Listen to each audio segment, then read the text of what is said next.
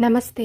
ఓం శ్రీ కోయెల్లమ్మ తల్లి జ్యోతిష్యాలయం గురువుగారు మీ సమస్యలన్నిటికీ ఫోన్ ద్వారా 100% పరిష్కారం చూపగలరు. ప్రేమ, పెళ్లి, ధన సమస్య, ఇలా మీ సమస్య ఏదైనా కానివ్వండి, నమ్మకంతో కాల్ చేయండి, పరిష్కారాన్ని పొందండి. చేశారు. ఆయన్నేమైనా అడిగారా? నీకు నీ పెళ్లాంతో సుఖం లేదు కాబట్టి విడిపోయి ఆ బిడ్డ తల్లిని చేసుకో అని చెప్పారా?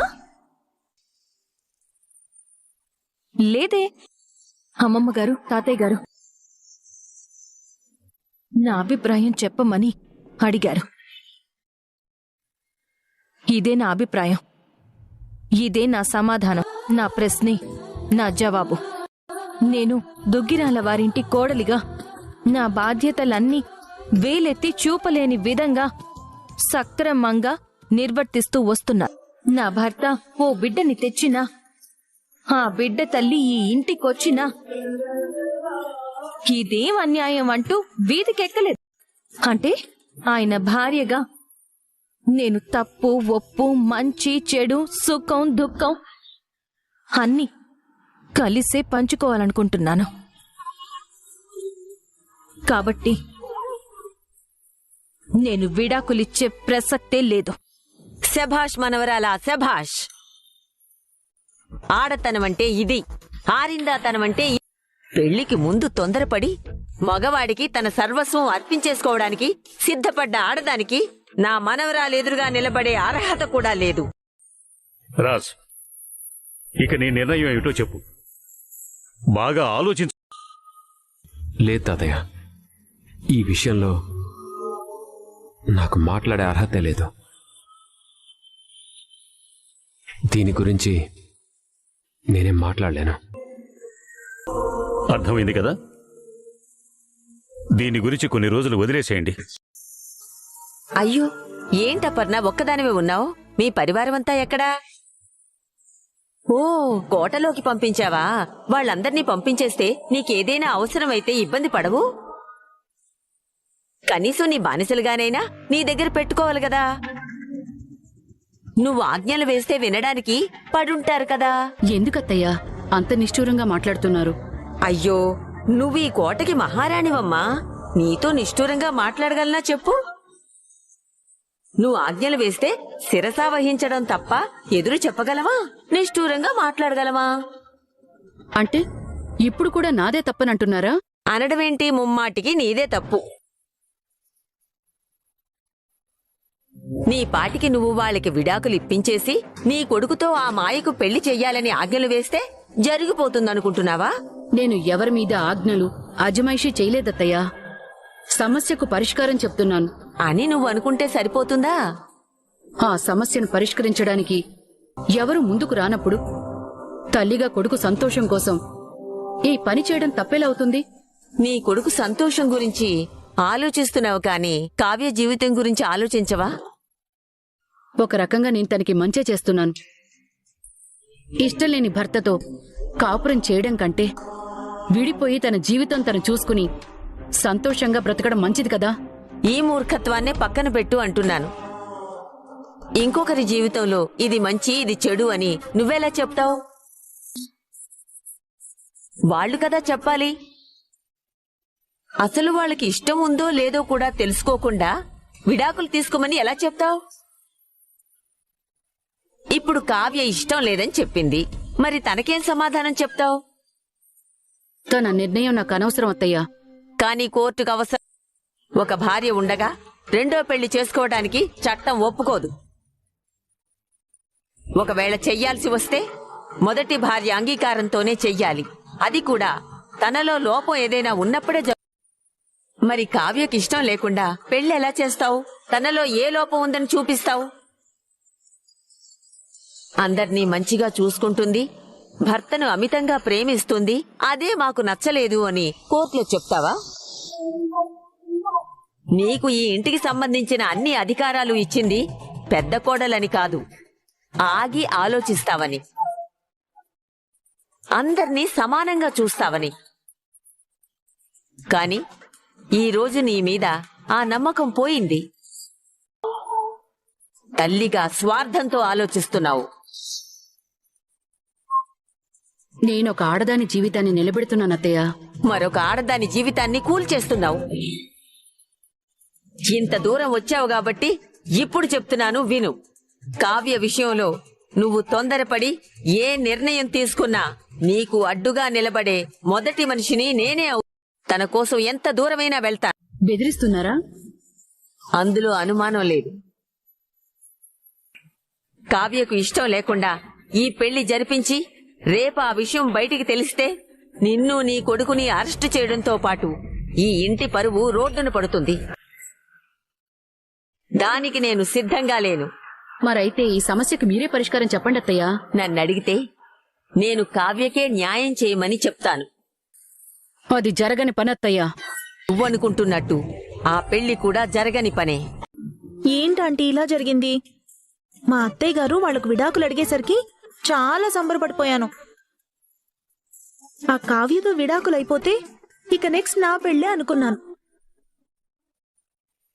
కానీ కావ్య ఇలా షాక్ ఇస్తుందని అస్సలు అనుకోలేదు. పిచ్చిదానా, అసలు ఇప్పుడు ఎంత మంచి పని జరిగిందో నీకు అర్థం కావడం లేదు. ఆ, కావ్య ఒప్పుకోకపోతే మీకు మంచి పనిలా అనిపిస్తుందా? అసలు కావ్య ఎలాంటిదో నీకింకా అర్థం కాలేదు. చూడ్డానికి అమాయకురాల్లా కనిపిస్తోంది కదా. తనతో ఎలా ఆడుకున్నా భరిస్తుంది అనుకున్నావా? తేడా వస్తే ఎవరినైనా ఎదిరిస్తుంది. ఆడదంటే అనుకువగా ఉండాలి, పద్ధతిగా నడుచుకోవాలని వాళ్ళ పుట్టింట్లో నేర్పించారు కాబట్టి పైకి అలా ఉంటుంది. అది నిజంగా తెగించి నిలబడితే దానికి సమాధానం చెప్పడానికి ఈ ఇంట్లో అందరూ కలిసినా సరిపోరు. అబ్బో, అంత ఫైర్ బ్రాండా? తేడా వస్తే ఈ ఇంటినే పెట్రోల్ పోసి తగిలిపెట్టే అంత ఫైర్ బ్రాండ్. మరి అన్ని మాటలు అంటుంటే అత్తయ్య గారు విడాకులు ఇవ్వాల్సిందే, నా కొడుక్కి మరో పెళ్లి చేస్తా అంటూ వార్నింగ్ ఇస్తున్నా సైలెంట్ గా ఎందుకు భరిస్తుంది? చెప్పాను కదా, ఈ జనరేషన్ లో పుట్టిన ఆనాటి సావిత్రి టైప్ అది. ఇంకా విలువలంటూ పట్టుకొని ఏడుస్తుంది కాబట్టి అలా అన్నిటినీ భరిస్తోంది. ఇప్పుడు మీ అత్తయ్య విడాకులు అడిగినా మౌనంగా ఉంది కాబట్టి మనం రెండో స్టేజ్కి వెళ్ళొచ్చు. కనుక నేను వెళ్ళి టైం చూసుకుని మా వదిని రెచ్చగొడితే ఆ కావ్యని ఎదిరించైనా సరే ఇద్దరి పెళ్లి చేస్తుంది. ఇలాంటి సమయం కోసమే కదా ఎదురు చూస్తున్నాను. ఇప్పుడు నేను వెయ్యబోయే ప్లాన్తో ఆ కావ్య కూడా మీ ఇద్దరి పెళ్లి తన చేతుల మీదుగానే జరిపించేలా చేస్తాను. ఓ మై గాడ్, తీసి ఇది వినేసిందా ఏంటి? సరిగ్గా సరిపోయారు ఇద్దరికిద్దరు. ఒకే గూటి పక్షులు ఎక్కడికెళ్ళినా ఒక చోటికి చేరినట్టు భలే కలిసారే. అమ్మయ్యా, ఇదేమీ వినలేదు. ఒకే గూటి పక్షులు అన్నానని చిలక గోరింకలతో మిమ్మల్ని మీరు పోల్చుకోకండి. మీరు గద్ద రాబందుల టైపు. హలో, ఏం మాట్లాడుతున్నావు నువ్వు? అవును, మరి నేను చెప్పింది నిజమే కదా. మా అత్తేమో ఈ ఇంటి పరువు ఎప్పుడెప్పుడు కూల్చేద్దామా అని చూస్తుంటుంది. నువ్వేమో ఆ పరువుని తీసి మరీ ఇంట్లో అడుగు పెట్టావు. అలాంటప్పుడు ఇద్దరు ఒకటే జాతి కదా. నోరు హద్దుల్లో పెట్టుకుని మాట్లాడు. ఆ ఆంటీకి కోడలు కదా అని ఊరుకుంటున్నాను. హలో, నా గురించి నీకు అసలు తెలీదనుకుంటా. టిప్పర్ లారీ లాంటి దిట్టంగా ఉన్న మా అత్తనే గుద్ది మూల కూర్చోబెట్టా. నువ్వు నాకు ఒక లెక్కే కాదు. ఈ కొత్త పిల్లకి నా గురించి అసలు తెలీదనుకుంటా. కాస్త మీరైనా చెప్పండి. బండికి మరీ స్పీడ్ ఎక్కువ ఉన్నట్టుంది. గుద్దితే గుజ్జరికి వేయడానికి కూడా పనికిరాదు. క్లాస్ పీకడానికి వచ్చావా నువ్వు? కాదు, వాటర్ కోసం వచ్చాను.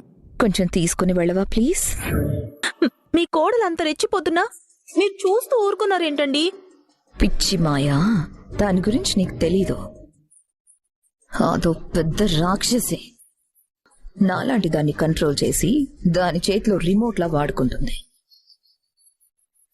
నువ్వు ఇంట్లో ఉన్నంత కాలం ఎవరితో పెట్టుకున్నా పర్లేదు, దీంతో మాత్రం పెట్టుకోకు. అనుభవంతో చెప్తున్నా. దేనికి? అందుకే ఎందుకో?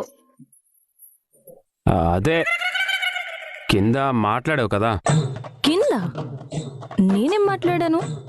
ఆ, అదే విడాకులు ఇవ్వనన్నావు కదా. అవును. అయితే నేనెక్కడ వెళ్ళిపోతాను అని భయపడ్డారా? హ్మ్? ఆహా, అంత లేదు. ఆ మాయ ఎక్కడొచ్చి నా నెత్తిన కూర్చుంటుందో అని భయపడ్డా. నువ్వు విడాకులు ఇచ్చుంటే ఆ మాయనిచ్చి పెళ్లి చేసేది మా అమ్మ. మాయనిచ్చి పెళ్లి చేస్తారనా, లేక ఈ కావ్యకి విడాకులు ఇవ్వడం ఇష్టం లేకనా? కొంచెం క్లారిటీగా చెప్పండి. ఏహే, మాయలాంటి మోసగతిని ఎవడైనా బుద్ధినోడు పెళ్లి చేసుకుంటాడా? తెలిసి బురదలో పడతాడా? ఓహో, మీ భయం అదా? ఒకవేళ మాయ మంచిదైతే ఈ కళావతి విడాకులిచ్చినా పర్వాలేదన్నమాట, అంతే కదా? నువ్వెందుకు విడాకులు ఇస్తావే? ఇవ్వవు కదా. నన్ను జీవితాంతం సాధించుకునే రకం నువ్వు. కాస్తైనా కృతజ్ఞత అనేది లేదు కదా మీకు? ఉంది కాబట్టే థ్యాంక్స్ చెప్పాను. మీరు థ్యాంక్స్ చెప్పింది నేను ఉన్నందుకు కాదు, నువ్వు వెళ్ళనందుకు. రెండిటికి మీనింగ్ ఒక్కటే కదా. ఒక్కటి కాదు, రెండు వేరే. నేను ఉన్నందుకు థ్యాంక్స్ చెప్పలేదు మీరు. విడాకులిచ్చి మాయని మీకు అంటగట్టకుండా వెళ్ళనందుకు థ్యాంక్స్ చెప్పారు. ఎందుకో ఒక అందుకులేవే. నా ప్రాణం మాత్రం ఇప్పుడు చాలా హాయిగా ఉంది. నువ్వు క్వశ్చన్ లేక ఇంకా. అవునా? హ్మ్. హాయిగా ఉందా? హ్మ్. ఉత్సాహంగా ఉందా? ఆ, ఉల్లాసంగా ఉందా? అంతే కదా మరి. మాయని పెళ్లి చేసుకోవాల్సిన అవసరమే రాదు, లేదు కూడా. సరే అయితే ఇప్పుడే వెళ్ళి మీకు విడాకులు ఇస్తానని అత్తయ్య గారితో చెప్తాను. అత్తయ్య గారు, ఏయ్, ఏయ్, ఆగవే. నేను ఆగనండి. అటు నుంచి అట్టే వెళ్ళిపోతాను. నా మీద అసలు ప్రేమే లేదు మీకు. మాయ అనే గండం నుంచి తప్పించినందుకు మాత్రమే నేను మీతో ఉండాలని కోరుకుంటున్నారు. అలాంటప్పుడు మీరు సుఖంగా ఉండాలని నేనెందుకు కోరుకోవాలి? మీరు హాయిగా ఉల్లాసంగా ఉత్సాహంగా ఉండేలా నేనెందుకు చూడాలి? నేనుండను. ఇప్పుడే విడాకులిచ్చి పోతా. అత్తయ్య గారు! ఏయ్, నిన్ను. అదిగో అసలు ప్రేమే లేదు మీకు. నేను పోతా, ఇప్పుడే పోతా, నా పుట్టింటికి పోతా. మీకు మాయకు పెళ్లి జరిగే రోజు పిలవండి, మిమ్మల్ని పెళ్లి కొడుకుని చేస్తా. పెళ్లి జరిగేంత వరకు మా అమ్మని ఎత్తుకుంటా. మీరు దాని మెళ్ళ తాళి కట్టగానే 4 అక్షింతలు వేసి అస్తమిస్తున్న సూర్యుడి వైపు అలా నడుచుకుంటూ వెళ్ళిపోతా. ఇదిగో, ఈ గిల్లి కజ్జలు నీకు నాకు కొత్త. ఎందుకే తిరగదోడతావు? సరే అయితే సూటిగా ఒక మాట అడుగుతాను, నిజం చెప్తానంటే ఉంటా. ఏంటో అది, ఏడు. నేనంటే విడాకులు ఇవ్వడం ఇష్టం లేదు కాబట్టి ఇవ్వనని చెప్పాను. మరి మీరెందుకు అలా మౌనంగా వెళ్ళిపోయారు? ఈ విషయం అక్కడే చెప్పాను కదా. అదంతా కారణం మాత్రమే. మీరు నిజం చెప్పండి, నా మీద ప్రేమ ఉందా లేదా? ఇదిగో, నువ్వు ఇలా ఇరుకుని పెట్టకు. ప్రేముందంటే చంకెక్కి కూర్చుంటావు, లేదంటే కిందకెళ్ళి విడాకులు ఇస్తానంటావు. ఎలా చావలే నీతో? అలా తింగిరి బింగిరి సమాధానం చెప్పి దాటేయకండి. సూటిగా చెప్పమన్నాను, సూటిగానే చెప్పండి. ఇన్ని రోజులు ఎప్పుడెప్పుడు నేను వెళ్ళిపోతా అని మీరు ఎదురు చూశారు. ఇప్పుడేంటి నేను ఉండాలి అని కోరుకుంటున్నారు? ఇంతకు ముందైతే నువ్వు వెళ్ళిపోతే మా అమ్మ మళ్ళీ పెళ్లి చేస్తాననేది కాదు. ఇప్పుడు మా ఆయన తెచ్చి ఇంట్లో పెట్టావు కదా, దాన్నిచ్చి చేస్తానంటుంది. అందుకే అలా అన్నాను. సరేనా? ఓకేనా? అదేం కాదులేండి. మీ మనసులో నా మీద ప్రేమ లేకపోతే ఎందుకు అలా మాట్లాడతారు? ఇప్పుడు నేను కారణం చెప్పలేను. నన్ను క్షమించండి అని ఎందుకు వెళ్ళిపోయారు? నిజం చెప్పండి. వసే ఇంకెలా చెప్పనే? చిన్న రాక్షసి పోయి పెద్ద రాక్షసి నోట్లో పడ్డం ఇష్టం లేక చిన్న రాక్షసితోనే కంటిన్యూ అయిపోవాలనుకున్నాను. చాలా చాలా. వెళ్ళండి వెళ్ళండి. మీ మనసులో నా మీదున్న ప్రేమని మీ నోటితోనే బయట పెట్టిస్తాను. నీ ప్లాన్ అనుకున్నది అనుకున్నట్టు జరుగుతోందని తెగ సంబరపడిపోతున్నావు గాని అసలు ఈ మాయని ఆ రాజ్కిచ్చి పెళ్లి చేస్తే మనకు ఒరిగేదేంటి? కావ్య పోయి మాయ వస్తుంది, అంతే కదా? ఇప్పటి వరకు మనకు అడ్డుగా ఉన్నది రాజ్, కావ్య ఇద్దరు మాత్రమే. మనం ఏం చేయాలనుకున్నా ఏదో రకంగా వాళ్ళు అడ్డుపడుతూనే ఉన్నారు. ఇప్పుడు కనుక ఈ మాయనిచ్చి ఆ రాజ్కి పెళ్లి చేస్తే ఆ కావ్యకి ఈ ఇంట్లో ఏ స్థానం ఇవ్వాలో, ఎక్కడ పెట్టాలో తెలియని $1 మిలియన్ క్వశ్చన్ అవుతుంది. దానికి ఆన్సర్ నువ్వు చెప్తావా? నీకు వెటకారంగా అనిపించినా అదే నిజం. రాజ్తో మాయ కాపురం జరిగేలాగా మనం పరిస్థితులు క్రియేట్ చేస్తూనే ఆ కావ్యని ఇంట్లో నుంచి వెళ్లగొట్టేలా చేస్తాం. అప్పుడు ఆ రాజ్, మాయ ఇద్దరు చిలక గోరింకల్లాగా కాపురం చేసుకుంటూ రెండో పిల్లాన్ని కనడానికి ప్లానింగ్ చేసుకుంటారు. మరోవైపు వాడేమో ఆఫీస్కొచ్చి తిరిగి వాడి అధికారాన్ని దక్కించుకుంటాడు. నేనుండగా అలా ఎలా జరగనిస్తాను?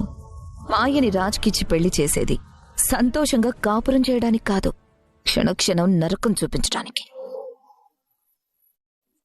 నాకు నా భర్తే కావాలి, విడాకులివ్వను అన్నావు.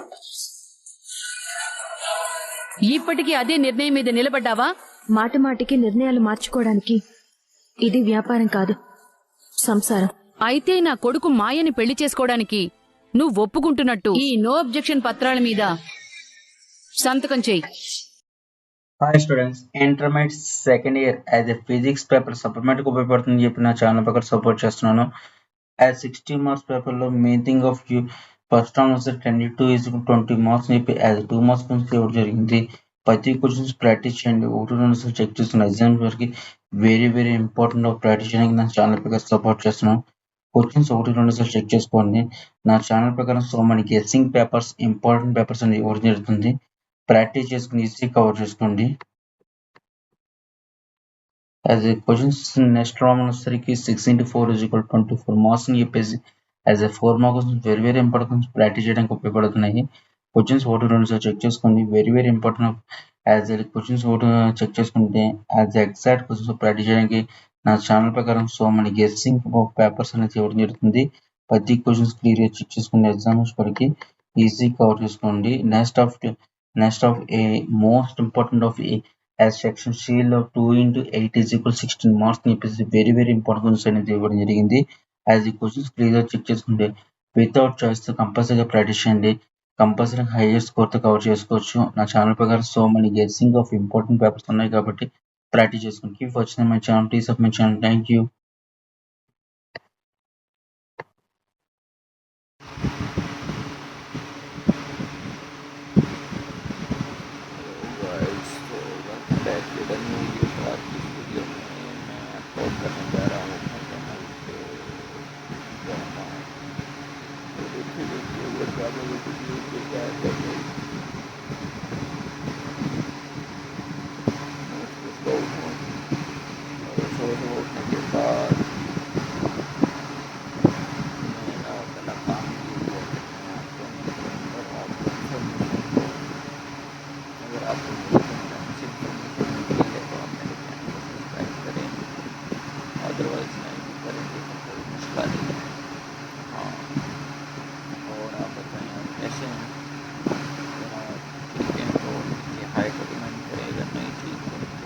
आएगा।